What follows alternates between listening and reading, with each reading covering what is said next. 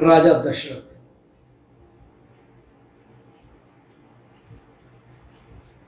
महाराजा स्वयंभू मनु और उनकी पत्नी महारानी शत्रुपा से मनुष्य जात की इस अनुपम सृष्टि की रचना हुई। जब उन्हें शासन करते हुए बहुत समय बीत गया और बुढ़ापा आ गया, किसको? महाराजा मनु को। तो उन्हें चिंता हुई कि सारा जन्म तो ईश्वर की भक्ति बिना ही बीत गया। इसलिए वह अपने पुत्र उत्तानपाद को राज्य सौंप देने के बाद प्रसिद्ध नैमिषारण्य तीर्थ की ओर गमन किया। वहां वह दोनों द्वादशाक्षर मंत्र ओम नमो भगवते वासुदेवाय का जाप करने लगे। मनु और शत्रु। उनके मन में एक ही लालसा थी कि प्रभु दर्शन करना है। वह फलाहार करते, ईश्वर का स्मरण करते। कुछ समय बाद वे कठोर तप करने लगे और फलों का त्याग कर केवल जल पर रहने लगे। मन में प्रभु की को देखने की प्रबल लालसा और अभिलाषा में इसी प्रकार तप करते रहे। जब उन्हें 6000 वर्ष बीत गए और प्रभु का दर्शन नहीं हुआ तो जल भी छोड़ दिया, केवल वायु पर तप करने लगे। जब 10,000 वर्ष और बीत गए उस 6000 के बाद, तो वायु का भी त्याग कर दिया और दोनों यानी मनु और शत्रुपा एक एक पांव पर खड़े होकर कठोरतम तपस्या करने लगे। उनकी ऐसी अडिग आस्था देकर भगवान ब्रह्मा, विष्णु और शंकर कई बार मन के समीप आए और तपस्या से विरत होने को कहा कि छोड़ो तपस्या, किंतु दोनों जरा भी न डिगे। उनके शरीर अस्थियों का ढांचा भर रह गए, पर उनके मन में पीड़ा नहीं थी। उनकी तपस्या से श्री प्रभु अंततः प्रसन्न और संतुष्ट हुए और आकाशवाणी से बोले कि वर मांगो। आकाशवाणी सुनकर दोनों के शरीर तो हिष्ट पुष्ट हो गए और मनु दंडवत होकर के बोले, हे प्रभु, यदि आप प्रसन्न हैं तो दर्शन दीजिए, कृपया हमें वो अपना वो स्वरूप दिखाइए जो शिव जी और काकभूषुंडी जैसे आपके परम भक्तों के मन में सदैव बसा रहता है। इस पर सर्वसमर्थ भगवान अपने मेघ के समान श्याम वर्ण रूप में प्रकट हुए। श्री भगवान के दर्शन पाकर के मनु शत्रुपा खुश हो गए और प्रभु के चरणों में लिपट गए। भगवान ने उन्हें उठाया और कहा कि मन चाहा वरदान मांगो। बहुत तपस्या कर दिया 16,000 वर्ष तक बिना जल। मनु महाराज बोले कि हे प्रभु, आपसे क्या छिपाना, आप तो जानते ही हैं मैं क्या चाहता हूं, मुझे आपके समान पुत्र चाहिए। इस पर भगवान ने वरदान दे दिया, अच्छा ठीक है, हे राजन, मैं स्वयं आपके पुत्र के रूप में आऊंगा। कुछ समय पश्चात मनु और शत्रुपा अयोध्या के राजा दशरथ और महारानी कौशल्या के रूप में जन्म लिए। अब समझ लीजिए कि महाराजा मनु और शत्रुपा ही महाराजा दशरथ और कौशल्या के रूप में जन्म लिए। आइए कौशल्या के विवाह की भी घटना यहां बता दूं।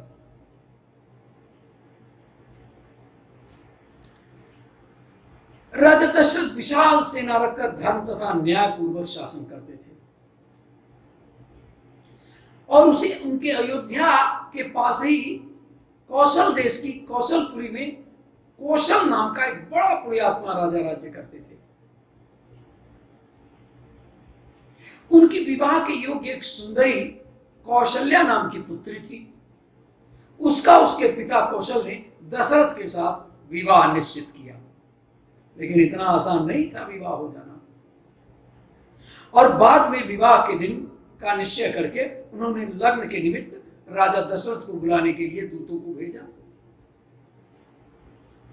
उस समय राजा दशरथ सरयू नदी के बीच नौका पर विहार कर रहे थे। बैठकर अपने पुत्रों तथा मंत्रियों के साथ जल क्रीड़ा कर रहे थे, आनंद ले रहे थे। वो रात्रि का समय था, चारों ओर सैनिक खड़े थे उनकी रक्षा के लिए। उसी समय लंका के राजा रावण ने ब्रह्मा जी से पूछा, हे ब्रह्मा जी, मेरा किसके हाथों मरण होगा, आप ये बताइए, आप ये स्पष्ट कीजिए।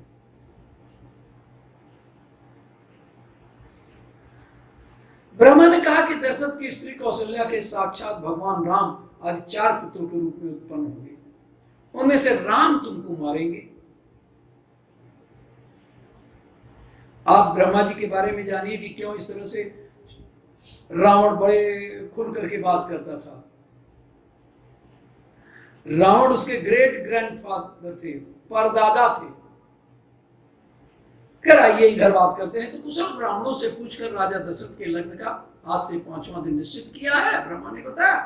तो ब्रह्मा का ये वचन सुनना तो रावण बहुत से राक्षसों के साथ लेकर के कि न कौशल्या रहेगी न दशरथ रहेंगे, तो कौन उनसे जन्म लेकर के मेरा वध करेगा। राक्षसों के साथ लेकर शीघ्र ही अयोध्या नगरी की ओर चल पड़ा। वहां जाकर के घोर युद्ध हुआ। उसने नौका पर बैठे राजा दशरथ को पराजित किया और अपने पांव के प्रहार से नाव को तोड़कर सरयू के जल में डुबो दिया।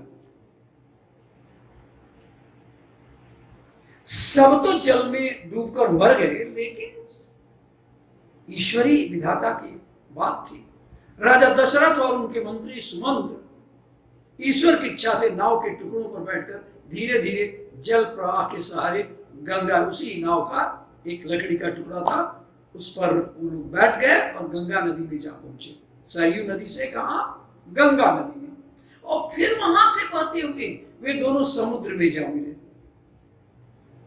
आखिरकार सब नदियों का पानी तो समुद्र में ही जाता है। उधर रावण अयोध्या से चलकर कौशल नगरी पहुंचा। केवल इन्हीं को मारने की जरूरत नहीं थी। वो तो जाना कि राजा दशरथ तो डूब ही चुके हैं, और चलकर कौशल नगरी में जा पहुंचा और वहां भयानक युद्ध करके राजा कौशल को भी जीत लिया। और उसके बाद कौशल्या का हरण करके वह आकाश मार्ग से लंका को चला। रास्ते में समुद्र में रहने वाली तिमिंगल मछली को देखकर उसने सोचा कि देवता तो मेरे शत्रु हैं ही, कहीं ये रूप बदल कर, इसमें तो माहिर है ये, कौशल्या को चुरा न ले जाए। यानी मौत का इतना बड़ा डर था कि कैसे भी कौशल्या न छिपने पाए और कोई देवता न चुरा ले। इसलिए इसको यही, इस मछली को धरोहर स्वरूप में सौंप दूं तो ठीक होगा, ऐसा रावण ने सोचा। और ये सोच करके उसने कौशल्या को पिटारी में बंद करके तिमिंगल मछली को सौंप दिया और स्वयं लंका चला गया। वो मछली ऐसी नहीं जो आप नदी में देखते हैं, वो ऐसी मछली थी कि जो बड़े बड़े वजन को अपने मुंह से ऐसा ढो करके निकल पड़ती थी। वो मछली उस पिटारी को मुंह में लेकर समुद्र में घूमने लगी। अचानक अपने शत्रु को सामने देखकर उसने उसके साथ युद्ध करने का निश्चय किया। इसलिए क्या किया उसने, पिटारी को एक टापू पर रखकर वो युद्ध करने लगी। और यही वो समय था कि वो नाव का टुकड़ा जिसमें दशरथ और सुमंत्र थे, उसी टापू के किनारे आ पहुंचे। तब राजा दशरथ की नजर इस पिटारी पर पड़ी। एक पिटारी पर पड़ी, वो क्या जानते हैं उसमें कौन है। खोलकर देखने पर उसमें कौशल्या को देखकर उन्हें बड़ा आश्चर्य हुआ और बाद में एक दूसरे से सारी बातों को जान करके कौशल्या और दशरथ एक दूसरे से बातों को जान करके बहुत प्रसन्न हुए। और वहीं पर राजा दशरथ ने प्रसन्नता पूर्वक कौशल्या से गंधर्व विवाह कर लिया।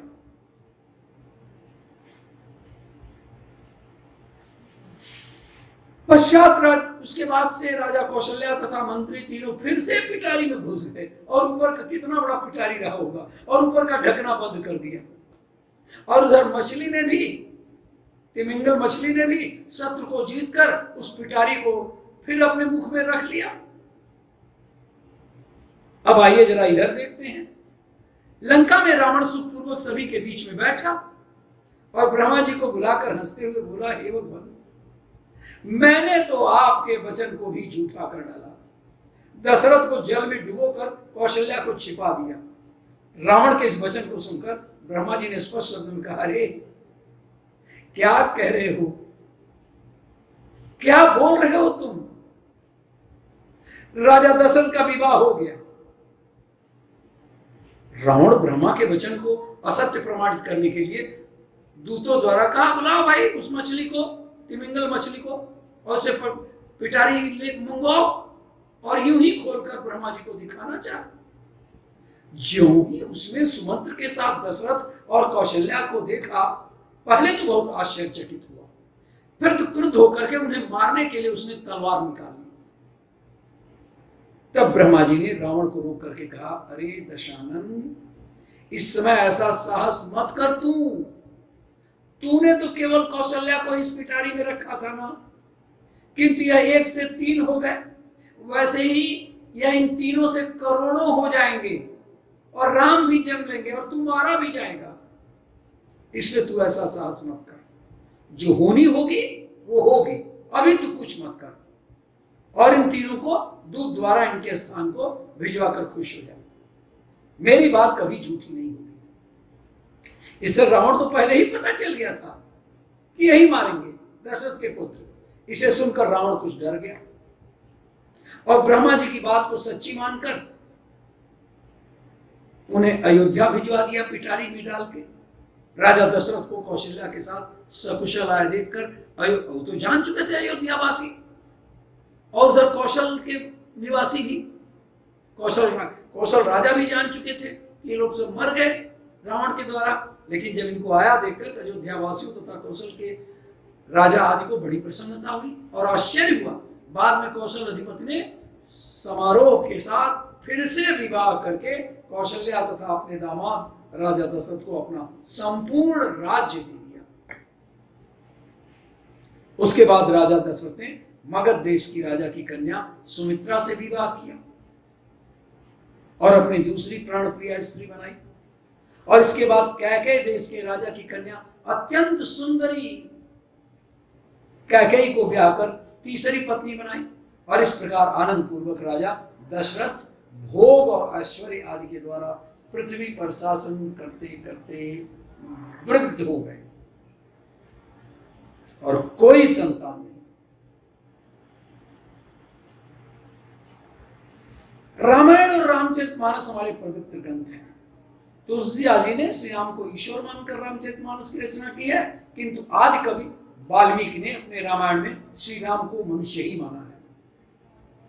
तुलसीदास जी ने रामचरितमानस को वन से लौटने के पश्चात राम के राज्याभिषेक के बाद समाप्त कर दिया, आगे नहीं बढ़े। वहीं वाल्मीकि ने अपने रामायण में कथा को आगे श्री राम के महाप्रयाण तक वर्णन किया है। इन ग्रंथों के अनुसार जो चर्चा है, महाराज दशरथ ने पुत्र प्राप्ति हेतु, ये अब तो वृद्ध हो गए थे, पुत्र नहीं, संतान नहीं था, इसलिए महाराजा दशरथ ने पुत्र प्राप्ति हेतु यज्ञ आरंभ करने की ठानी। महाराजा की आज्ञा अनुसार श्यामकर्ण नाम का घोड़ा चतुरंगिणी सेना के साथ छुड़वा दिया गया। होता क्या था पहले कि जब कोई उद्देश्य पूरा करना होता था तो यज्ञ करते थे, और यज्ञ के साथ वो अश्वमेध यज्ञ होता था। महाराज दशरथ ने समस्त मनस्वी, तपस्वी, विद्वान, ऋषिमुनियों तथा वेद विज्ञ प्रकांड पंडितों को यज्ञ संपन्न कराने के लिए बुलावा भेज दिया। निश्चित समय आने पर समस्त अभ्यागतों के साथ महाराजा दशरथ अपने गुरु वशिष्ठ जी तथा अपने परम मित्र अंग देश के अधिपति लोकपाद के जमाता रिंग ऋषि को लेकर यज्ञ मंडप में पधारे। इस प्रकार महान यज्ञ का विधिवत शुभारंभ किया गया। संपूर्ण वातावरण वेदों की ऋचाओं के उच्च स्वर में पाठ से गूंजने तथा समिधा की सुगंध से महकने लगा। समस्त पंडितों, ब्राह्मणों, ऋषियों आदि को यशोचित धन धान्य, गौ आदि भेंट करके सादर विदा करने के साथ यज्ञ की समाप्ति हुई। राजा दशरथ ने यज्ञ के प्रसाद खीर को अपने महल में ले जाकर अपनी तीनों रानियों में वितरित कर दिया। प्रसाद ग्रहण करने के पश्चात परिणाम स्वरूप तीनों रानियों ने गर्भ धारण किया। चैत्र मास के शुक्ल पक्ष की 9वीं तिथि को महाराज दशरथ की बड़ी रानी कौशल्या के गर्भ से एक शिशु का जन्म हुआ, जो कि नील वर्ण, चुंबकीय आकर्षण वाला, अत्यंत तेजोमय, परम कांतिवान तथा अत्यंत सुंदर वो पुत्र था। उस शिशु को देखने वाले दंग रह जाते थे, देखते ही रह जाते थे। उसके पश्चात शुभ नक्षत्रों और शुभ घड़ी में महारानी कैकेयी के को भी एक तथा तीसरी रानी सुमित्रा के 2 तेजस्वी पुत्रों का जन्म हुआ। संपूर्ण राज्य में आनंद मनाया जाने लगा। महाराज के 4 पुत्रों के जन्म के उल्लास में गंधर्व गान करने लगे, अप्सराएं नृत्य करने लगी, देवता अपने विमानों में बैठ करके पुष्प वर्षा करने लगे। महाराज ने उन्मुक्त हस्त से राजद्वार पर आए बाण, चारण तथा आशीर्वाद देने वाले ब्राह्मणों और याचकों को भरपूर दान दक्षिणा दी। पुरस्कार में प्रजाजनों को धन धान्य तथा दरबारियों को रत्न आभूषण प्रदान किए गए।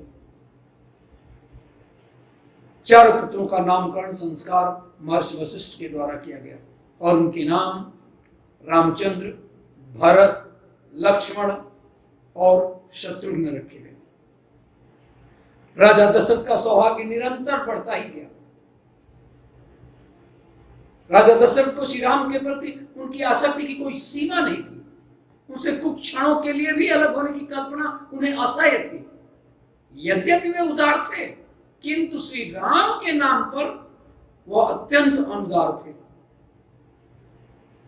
आपको पता है कि एक बार महर्षि विश्वामित्र यज्ञ की रक्षा के लिए राम और लक्ष्मण की याचना करने के लिए अयोध्या में पधारे थे। जब तक उन्हें यह नहीं पता था कि ये ब्राह्मण, ये महर्षि क्या याचना करने आए हैं, ये स्वरूप का ज्ञात नहीं था, तब तक तो बहुत प्रसन्न हुए राजा दशरथ। किंतु जब श्री राम की मांग हुई तो व्याकुल हो गए और अपने ही वचनों को भुलाकर स्पष्ट शब्दों में स्वीकार कर दिया, नहीं देना है हमको। ये तो गुरु वशिष्ठ थे और उनके प्रति राजा दशरथ की शुद्ध निष्ठा थी। उन्हें वचन भंग के दोष से मुक्त कराने में सफल हुई और इसके बाद राजा दशरथ श्री राम और श्री लक्ष्मण को महर्षि के साथ भेजने के लिए प्रस्तुत हो गए। राजा दशरथ के सौभाग्य का सूर्य मध्याह्न की ओर जाता जा रहा था। निरंतर उनका सौभाग्य बढ़ता ही जा रहा था। उनके 4 कुमारों का विवाह राजा जनक उनके भाई कुशध्वज की कन्याओं के साथ संपन्न हुआ। राजा जनक की 2 पुत्रियों सीता और उर्मिला का विवाह क्रमशः श्री राम और श्री लक्ष्मण के साथ, और वहीं श्री भरत और श्री शत्रुघ्न का विवाह कुशध्वज की पुत्रियों मांडवी और सुतकीर्ति के साथ संपन्न हुआ।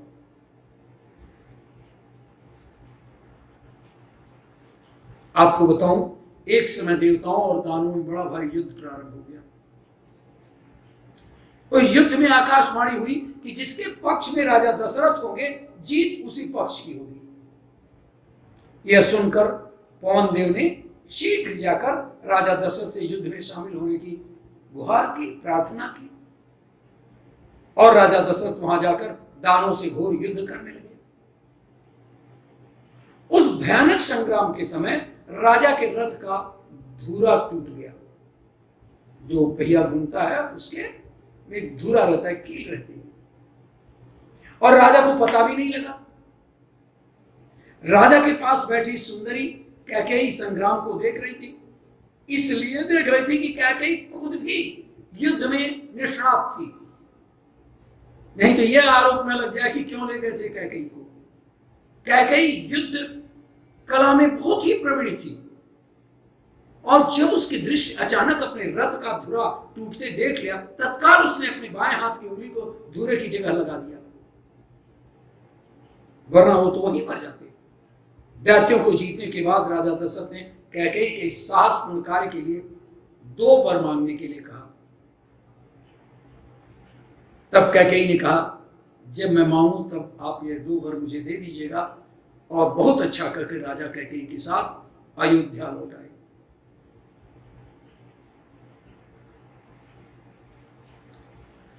राजा दशरथ अब बूढ़े हो चले थे। परंपरा के अनुसार उन्हें राज तिलक करना था। उन्हें श्री राम के अलावा कोई अन्य नाम हो ही नहीं सकता था, परंपरा भी यही कहती थी, और परंपरा की मर्यादा के अनुसार राज तिलक करना ही था। मानस में यद्यपि इसका कोई प्रमाण नहीं प्राप्त होता कि विवाह करते समय श्री दशरथ कैकेयी से किसी प्रकार का वचन या शर्त लिए थे, किंतु घटनाएं जिस रूप से घटित हुई उससे यह तो पता चलता है कि वो किसी न किसी आशंका से प्रेरित अवश्य थे। श्री राम का राज तिलक करना चाहते थे, लेकिन इसके अलावा भी कुछ बातें ऐसी थी जिससे यह पता चलता है कि राजा दशरथ विवाह के समय वचनबद्ध जरूर रहे। रामचरितमानस में चर्चा नहीं है, लेकिन देखिए युवराज पद पर श्री राम को अभिषिक्त करने के लिए वह अत्यंत उतावले दिखाई देते हैं। वरना क्या परंपरा की बात हो, श्री राम का अभिषेक होगा। अभिषेक का मुहूर्त निश्चित हो जाने पर भी वो भरत को निहाल से बुलाने का कोई प्रयास नहीं करते। ऐसा कहीं होता है? भरत के बुलाए न जाने की घटना को माध्यम बनाकर ही मंथरा अपने षड्यंत्र में सफल हुई थी। कैकेयी के लिए श्री राम को युवराज पद पर अभिषेक करना सुखद समाचार था, किंतु इस तर्क का उनके पास कोई उत्तर नहीं था कि भरत को ऐसे शुभ अवसर से वंचित क्यों किया गया, क्यों नहीं उन्हें बुलाया गया।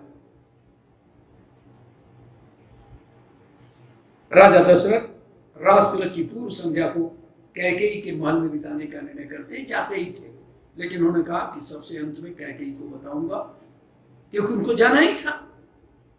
उनके अंतःकरण में इस प्रकार का विश्वास था कि समाचार को सुनकर के कैकेयी आनंदित होगी। था भी, कैकेयी श्री राम को बहुत मानती थी और बता भी चुकी थी कि जो भी हो श्री राम को ही राज तिलक करना है। किसी प्रकार का भय अथवा संशय उनके मन में था ही नहीं। इधर कैकेयी ने राम के राज्याभिषेक का समय चुना जिसमें दोनों वर प्राप्त कर सकती थी। वर प्राप्त करने की जिद में वह कूप भवन जाकर के प्रतिशोध की भावना से भरकर उठ बैठी। महल में पहुंचते ही उन्हें कैकेयी के कोप भवन में होने का समाचार मिला। यह समाचार भी उन्हें जिस प्रकार आतंकित कर देता है, उससे उनके चरित्र की दुर्बलता का अंश सामने आ जाता है। उन दिनों उस काल में रनिवास में कोप भवन होता था, जहां कोई भी रानी किसी भी कारण से कुपित होकर अपनी असहमति व्यक्त कर सकती थी और राजा का कर्तव्य होता था कि उसे कोप भवन के प्रांगण में जाकर उस रानी को मनाना पड़ता था। राजा दशरथ ने भी वैसा ही किया।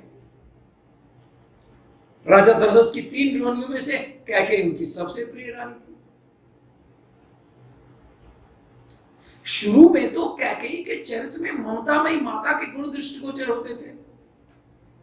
ये दासी मंथरा थी जिसके द्वारा उसे स्वार्थ तथा नीचता की ओर प्रेम दिए जाने पर वह सर्वप्रथम तो उसे पहले क्या करती थी कि वह जब कभी भी कुछ इस तरह की असंगत बात करती थी, परिवार में भेद डालने की कोशिश करती थी, तो उसे दूर हट, निर्बोध, मूर्ख, आनंद रस में विस्मत हो कहकर डांटती फटकारती थी। परंतु मंथरा की विषैली बातों में आकर वह अपने पति दशरथ से अपने प्राण प्रिय से कर रहा हूं, कैकेयी बहुत प्यार करती थी राम को, भरत से भी ज्यादा। लेकिन अभी पुत्र राम के लिए 14 वर्ष का वनवास तथा अपने सगे पुत्र भरत के लिए अयोध्या का राज सिंहासन मांग रखी है। जब कैकेयी ने अपने 2 वर मांगने की इच्छा दर्शाई तो कामांध राजा दशरथ राजी हो गए। यहां पर यह नहीं भूलना चाहिए कि कैकेयी दशरथ की सबसे युवा रानी थी और राजा दशरथ स्वयं 4थे काल में पहुंच चुके थे। अतः उनका कैकेयी के प्रति वासना जानना स्वाभाविक तो नहीं कह सकते, लेकिन वृद्धावस्था की ये कमजोरी होती है और उस वासना के लिए जो भी बन पड़े वह निभाने के लिए राजा दशरथ तत्पर रहते थे। कैकेयी के सौंदर्य के प्रति राजा दशरथ के मन में असाधारण आसक्ति थी, असाधारण आसक्ति। यदि यह देहजन्य आसक्ति नहीं होती तो उनके अंतःकरण में कैकेयी की तुलना में कौशल्या के प्रति अत्यधिक स्नेह की भावना होनी चाहिए थी। यह केवल सौंदर्य था कैकेयी का कि कौशल्या उपेक्षित रही? आखिर राम का नाता ही तो पूज्य था ना। श्री राम ही तो बड़े थे और उस प्रियता की कसौटी थी कि कैकेयी के प्रति उनका अनुराग उनके सौंदर्य के नाते ही था, अन्यथा यह प्यार, यह स्नेह, यह झुकाव कौशल्या के प्रति होना चाहिए था। इसे वो कोप भवन में स्वयं स्वीकार करते, वे स्वयं को एक ऐसे प्रेमी के रूप में प्रस्तुत करते हैं जो अपनी प्रिया को संतुष्ट करने के लिए करणी और अकर्णीय सब कुछ करने को तैयार हैं। यहां तक कि वे श्री राम की शपथ ले बैठते हैं। इस शपथ ने उन्हें किम कर्तव्य विमूढ़ बना दिया। एक ओर रामचंद्र को राज्य देने की घोषणा कर चुके थे, एक और राज्य देने की घोषणा कर चुके थे, राष्ट्रलग की सारी तैयारी हो चुकी थी, और दूसरी ओर कैकेयी के आग्रह पर भी ऐसा वरदान दे बैठते हैं। राम के परित्याग को भले ही संसार ने उनकी संत निष्ठा के रूप में देखा हो, किंतु महाराज स्वयं इसे केवल अपनी वासना जन्य दुर्बलता का ही परिणाम मानते रहे। यह उनको सालता रहा। उन्होंने स्वयं को इसके लिए कभी क्षमा नहीं किया। श्री राम गमन के पश्चात भी उन्होंने इस कार्य के औचित्य के प्रति संदेह था। इसी अनिश्चय की स्थिति में वे सुमंत को आदेश देते हैं कि ऐसा करो कि श्री राम को केवल 4 दिन घुमा करके वापस लौटा लेना। पर इस आदेश के बाद भी उनको यह शंका बराबर बना हुआ था कि श्री राम इस आग्रह को अस्वीकार कर देंगे। अतः महाराजा के मन में यह संदेह उठना स्वाभाविक था कि मेरे इस आदेश को वे आज्ञा समझकर स्वीकार कर लेंगे। उनको संदेह था, इसलिए उन्होंने अनुरोध किया था कि अच्छा सुनो सुमन, यदि रघुवीर लौटना स्वीकार न करें तो उनसे अनुरोध करना कि जनक नंदिनी सीता को अवश्य अयोध्या लौटाने का श्री राम आदेश दे दें। लेकिन इस अनुरोध को भी श्री राम ने स्वीकार कर दिया। महाराज दशरथ को लगा कि वे अपने प्राण का परित्याग करके अपने किए हुए अन्याय का परिमार्जन कर, और उन्होंने इस महाप्रयाण के द्वारा न केवल अपने आरोपों का ही प्रक्षालन कर दिया, बल्कि उनकी गणना प्रेम के महानतम बलिदानियों में से की जाने लगी। महाराज श्री के जीवन का यह सर्वोच्च क्षण था। मनु से लेकर के दशरथ तक की उनकी जीवन यात्रा अंत में अपने लक्ष्य की उपलब्धि में समाप्त होती है। श्री राम वन को गए, पर भरत ने राज्य ग्रहण करना स्वीकार नहीं किया। माता की भर्त्सना की और राम को लौटा लाने के लिए वन गए। उस समय कैकेयी भी उनके साथ गई। ये देखिए, कैकेयी भी भरत के साथ चित्रकूट जाती है।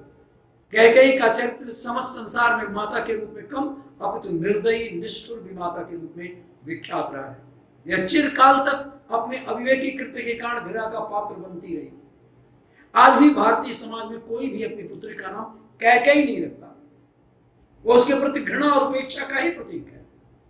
किंतु कैकेयी में जहां कुटिलता, कठोरता, स्वार्थपरता, कलहप्रियता के दुर्गुण थे, वहीं वह सरलता, सज्जनता, प्रायश्चित के भाव से भी भरी हुई नारी थी। कैकेयी के चरित्र का उज्जवल पक्ष उसे अपने दुष्ट कर्म के प्रति धिक्कारता है। हालांकि ऐसा उसने देव इच्छा के कारण ही किया था। देव इच्छा के कारण ही सब कुछ हुआ था, और समस्त उद्देश्य था राम के हाथों रावण का संहार हो सके। और ये था राजा दशरथ का एक संक्षिप्त जीवन चरित्र।